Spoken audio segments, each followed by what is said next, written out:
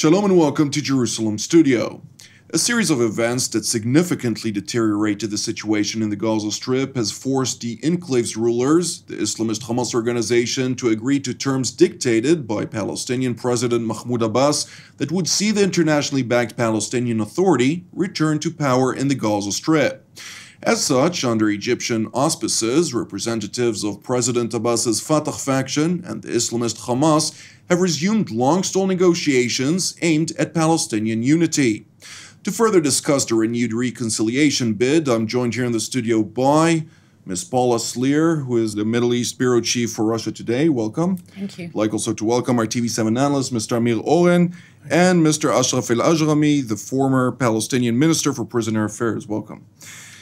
Mr. Oren, give us a better understanding of the current chain of events. Well, we have, as you know, two geographical entities ruled by two different political elites. You have the West Bank, or the Palestinian Authority, ruled by Fattah, headed by Mahmoud Abbas, and you have Gaza under Hamas. Hamas won the elections in 2006, but then took over by force a year later, in June of 2007. Several reconciliation attempts have failed. This one seems to be on the right track. However, it is still in a preliminary stage because we have not seen any meeting between Mahmoud Abbas, the leader, and Yahya Sinwar or Ismail Haniyeh on the Hamas side. As of now, it is on the official or second echelon between the Prime Minister of the Palestinian Authority and the second echelon of Hamas. Mr. al-Ajrami, how do you perceive the current situation when we had already a few attempts at reconciliation? What's different now? There are many differences at this time. First, that Hamas had many difficulties to handle Gaza Strip, to keeping rule Gaza Strip. Especially after the sanctions of the President Mahmoud Abbas and after the countries which supported Hamas all the time have troubles like Qatar, Turkey and others who supported them financially. Now there are also many developments in the region. The political Islam was defeated hardly in Syria, in Egypt and in Tunisia. And Hamas realized that the only way to survive is to have legitimacy from the Palestinian leadership, especially from President Mahmoud Abbas. And nowadays, Hamas also sees that the road to get this reconciliation and to get this legitimacy from the Palestinian leadership is to go through the Arab moderate factions like Egypt, Emirates, and Saudi Arabia. And the only road for Hamas to get out from Gaza Strip is through Egypt. Because of that, Hamas gave all cards to Egypt to continue the process of reconciliation, and I think it is serious this time. Ms. Slier, when we hear from al-Ajrami, obviously Egypt is currently the broker of this attempt. Do you believe that the current situation in which Egypt is situated with a growing alliance also with Saudi Arabia and the various countries that are also key actors in this reconciliation bid will have enough leverage in order to keep those two sides together and bring about the desired unity deal? I think it's very much in Egypt's interest that this, of course, works. On the one hand, Sisi, the Egyptian president, is personally involved. So this is something that he's backing in his own capacity. It's his image. It's the image of Egypt as a mediator. I think it's important, as you say, in terms of what's happening regionally. So Qatar has been isolated. Hamas no longer has the funding from Qatar. And now you have Egypt putting pressure on Hamas to kind of take its side in that whole conflict, but at the same time to also stop the support of Islamic State fighters that have connections, whether inside Gaza or inside the Sinai Peninsula. I want to throw one other thing into the whole talking discussion that we're having. in recent weeks, it's become very much part of the news, this discovery of a natural oil gas field off the coast of Egypt on the Palestinian side. And I often think politics is because of finance. It's one of the largest oil gas fields, natural gas fields in the Middle East. It will solve the electricity problem in Gaza and in the West Bank. It will be a huge source of revenue to the people of Gaza. It is very, very possible that the Egyptians are pushing for this because they have a vested monetary interest in that. Potentially, the Israelis could be interested, whether it's their navy that needs to secure the waters, and certainly the Palestinians would be interested in coming together because they benefit financially from that. Recently, the Greeks signed a deal with the Palestinian Authority over starting diggings in that area. So I do think that that's another factor as to why the two sides could be coming together. Mr. Oren? We have been discussing it as an internal Palestinian matter, but obviously it has a lot to do with the peace process, which has been stalled for a long time. Now, as long ago as in the late 1970s, the idea of Gaza first was first floated regarding some reconciliation between Israel and the Palestinians outside of Jordanian and Egyptian custody. Now we are probably going to see Gaza last or Gaza second, because obviously the Oslo process has been ongoing, not too well, but nevertheless there is a relationship between Israel and the Palestinian Authority on the West Bank, but there is none, at least officially, with the Gaza Strip. Therefore, if one hears President Trump speak about his wish to have some peace deal between Israel and the Palestinians, obviously Gaza and Hamas must be part of it. And therefore, whatever rapprochement we are going to see between Fatah and Hamas is going to be tied to the peace process, which is the very reason Prime Minister Netanyahu has been voicing all sorts of reservations, has been putting some improbable conditions that obviously are going to torpedo the reconciliation. But nevertheless, this is only the opening gambit. Nevertheless, even though we will touch most definitely on this issue, I would like to touch on the reconciliation or the core of the reconciliation. Mr. al-Ajrami, you've stated in a previous interview of yours that reconciliation is vital so that the Palestinians can prove themselves to be a negotiating partner. Nevertheless, earlier you also stated that they want an Islamic, that this Hamas organization is interested in an Islamic state, an Islamic movement leadership, which they are not willing to relinquish anytime soon. How can Fatah, which is keen on the nationalistic ideals of a state, actually deal with Islamic ideology or a movement of an Islamic ideology that is not keen of sharing power, if you will?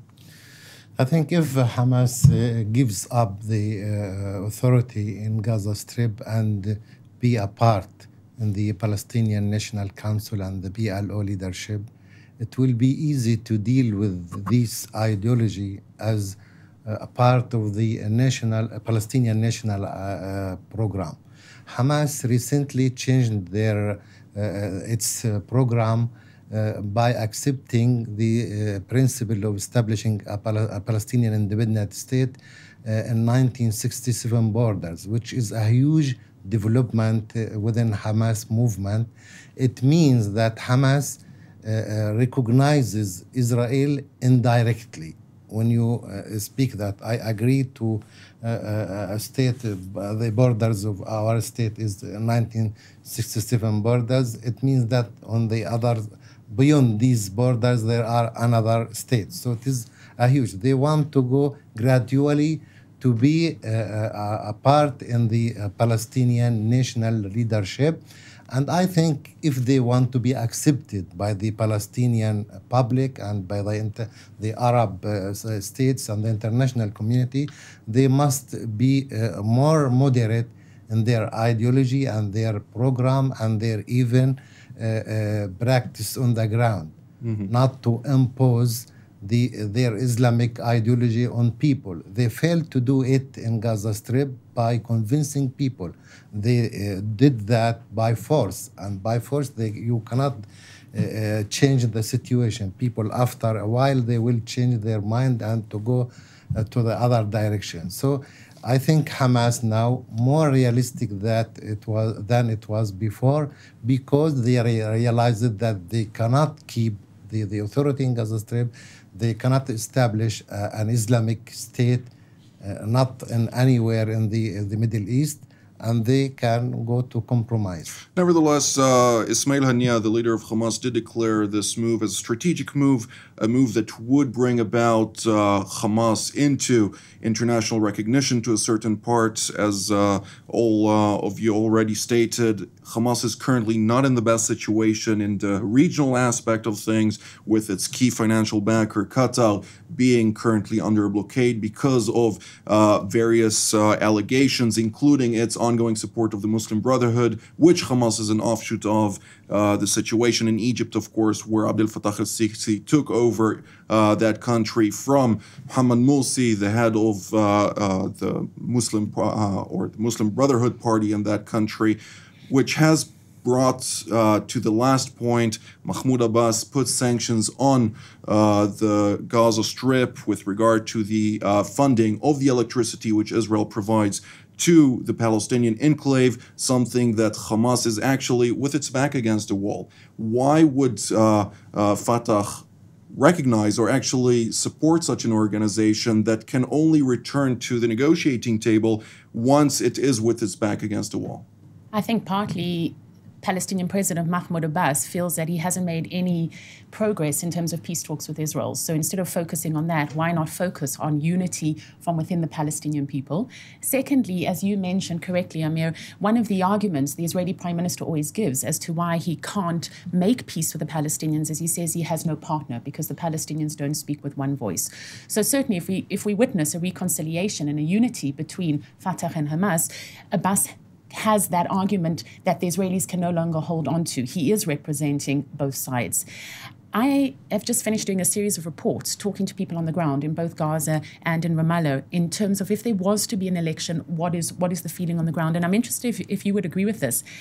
The sense I'm getting is that if elections had to be held, Hamas would come to power in the West Bank, where they don't have the history of disappointment with Hamas, the kind of corruption that the Gazans felt, and Fatah would potentially come to the fore in Gaza, where people there have this sense that Hamas has betrayed them. They want Hamas to return to its original roots of being a resistance organization. So I think there's part and parcel of both. Mr. al-Ajrami, a comment? Yes, I agree for that, because people in large the West Bank are against the Palestinian Authority, and people in Gaza against the Hamas Authority. So it somehow makes a balance between the two sides in any elections. I don't think that any of the two movements will get a majority. Even at the last in the last elections, Hamas didn't get the majority of the voters. They got just 42.5% of the voters. But because of our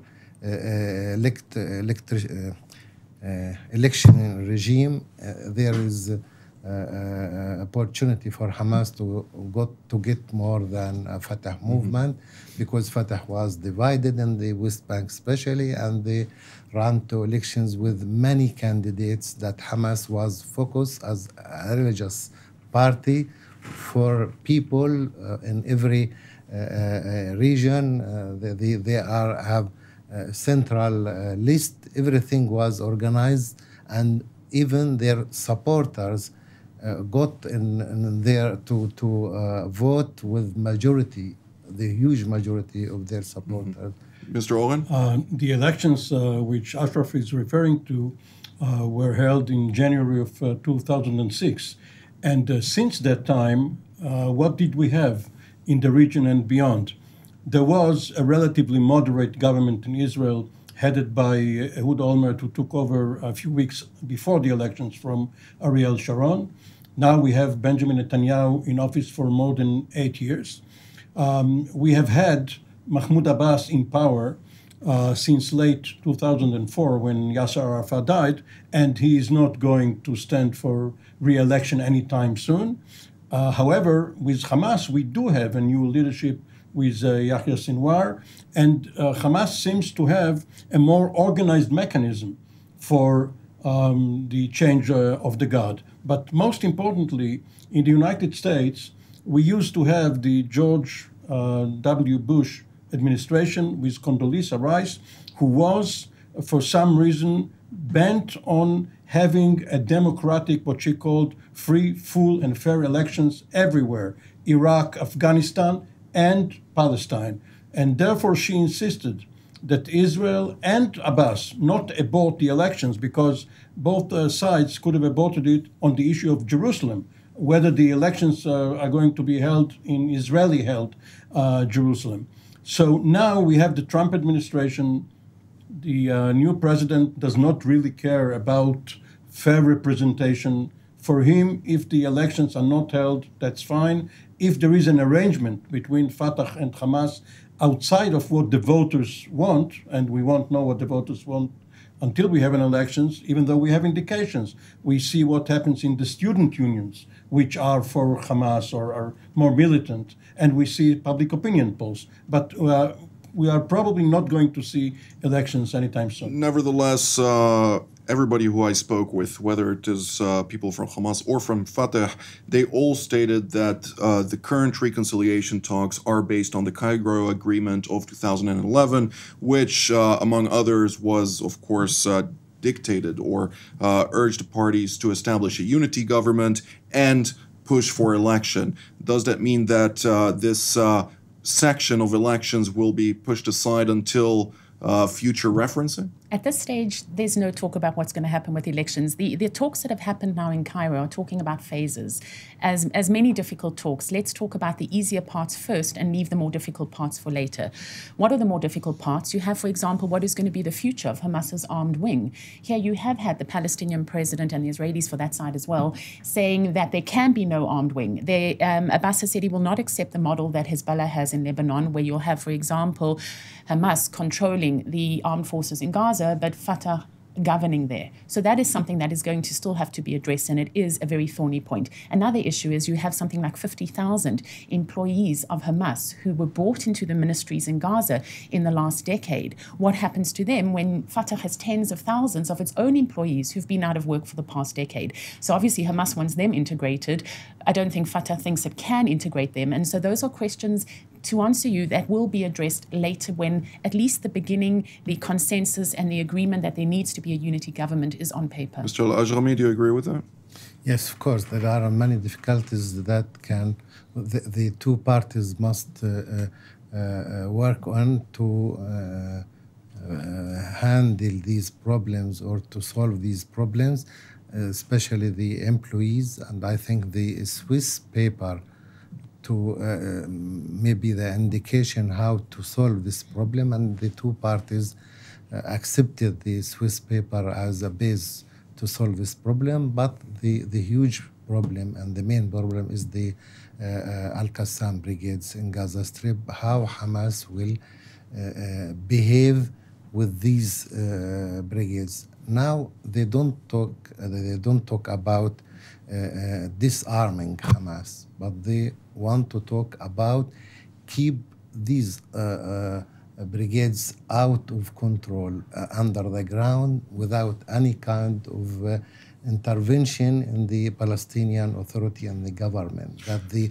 internal police will control the situation internally, and Hamas armed brigades will be aside until they have this solution to be in a national army or nation service. That even though President Mahmoud Abbas did state very strangely and vehemently that he wouldn't agree to any weapon to be under anyone except for the Palestinian Authority, including in the Gaza Strip? This is the long run. It's not immediately. We want to go gradually to have this reconciliation.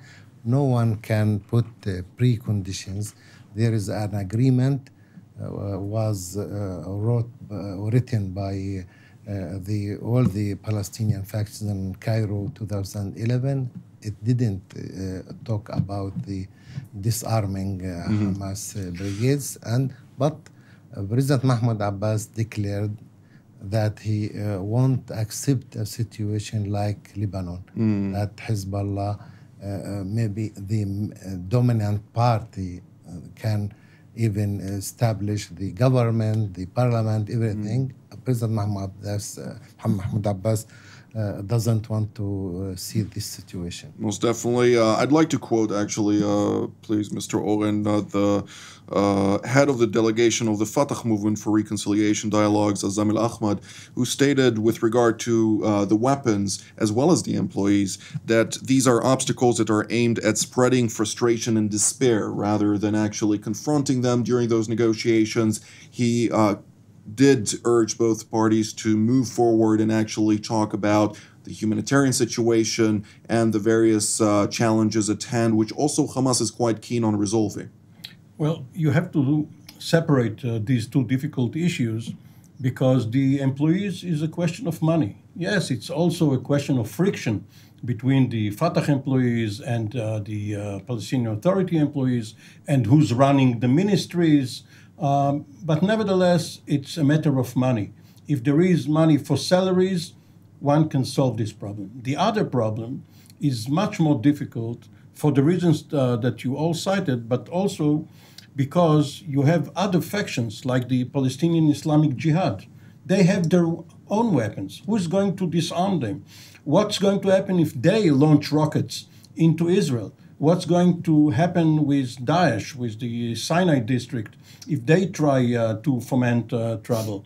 We saw that Egypt only recently, the other day, decided to widen the security belt, the zone separating Rafah on its side, demolish hundreds of houses in order to have security so that there will be no tunneling, no infiltration. So there are practical security problems. But the real issue is strategic, as you mentioned earlier.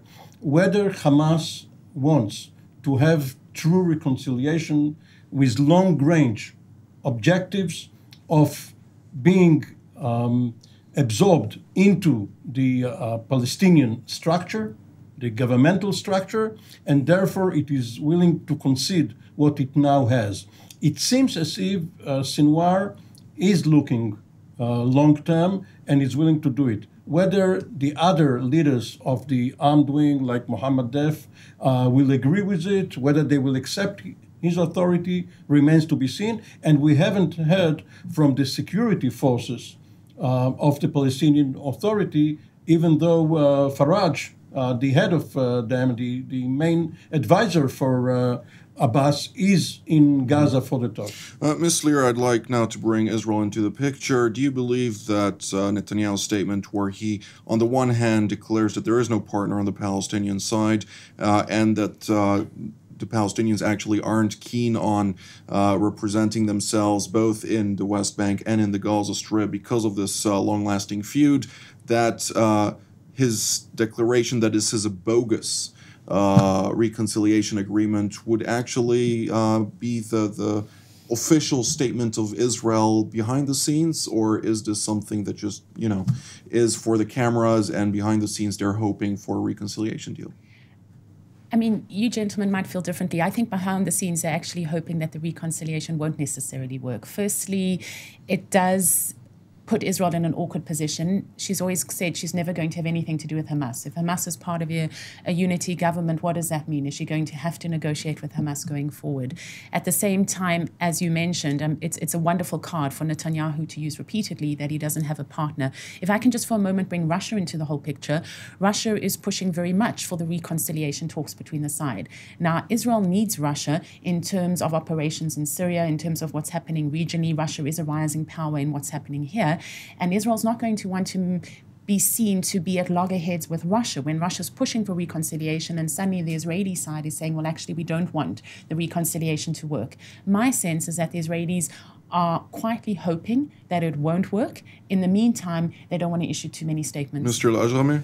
Yes, I think also the United States of America gave the parties the green light to go ahead. Even there is a declaration from the White House that this reconciliation ongoing with the American willingness. But there are three conditions for the next government, the new government or the united government, and there are recognition of Israel and other conditions. But it is somehow, and I think this is the Israeli government will let the Americans decide in this issue, not the Israeli government, because if the Israeli government has a negative position, it will be an obstacle for the American efforts to push the peace process. So I think the also Egypt, the Arab parties, Russia, all these factors are very important to keep the Israelis in a situation to wait for, or maybe to hope that this reconciliation won't work. Mr. Oren. One of the most frustrating aspects of this whole deal is that we've been talking about the basic outline for 50 years now, ever since at least Resolution 242 in November of 1967. And one change is that instead of Jordan, the Palestinian people, through the Palestinian Authority, is Israel's partner. Now, more than 40 years ago already, in the first Rabin government, there was a formula put forward by two ministers, Yariv and Shem Tov. It is called the Yariv-Shem Tov formula, which said very simply, if there is a Palestinian group which recognizes Israel and is not bent on its destruction, we can talk with it. There is no problem with it. And therefore, if one changes that formula to fit Hamas now, which is actually also the quartet, three conditions, to recognize Israel, to recognize the Oslo Agreement, which also established the Palestinian previous Authority, agreements, and talk with Israel. And of course, the whole idea of talking with Israel is to find a solution. At once, it was a hudna, a long-term ceasefire, but now it's not realistic. One should talk about the final solution. Well, we're drawing near to the end of the program, so I'd like to give each and every one of you a closing statement. Ms. Slier, we'll start with you. Well, the flip side of what you're saying is that you would imagine that if there was a single Palestinian leadership with which Israel can talk, and at the same time, if your neighbors are in a good position, that reverberates across the border into Israel. It would be good from that perspective that these talks work from an Israeli perspective. I think the sense I get is that Palestinians on the ground think it will work, but a lot of expert opinions seem to suggest it won't. Of course, it's one of those situations that only time will tell. Mr. al-Ajrami?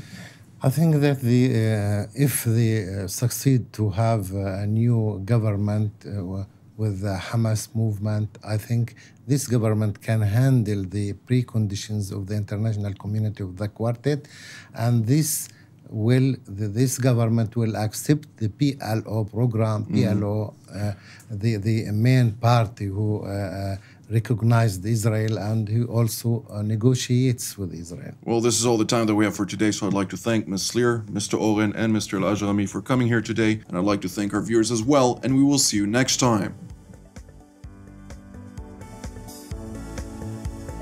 TV7 Israel's mission is to give you, our viewers, truthful information, which in effect will give you a chance to really understand what is happening in Israel and its region. If you're blessed by our programs and believe our mission to be important, we urge you to support us and become a voice for Israel.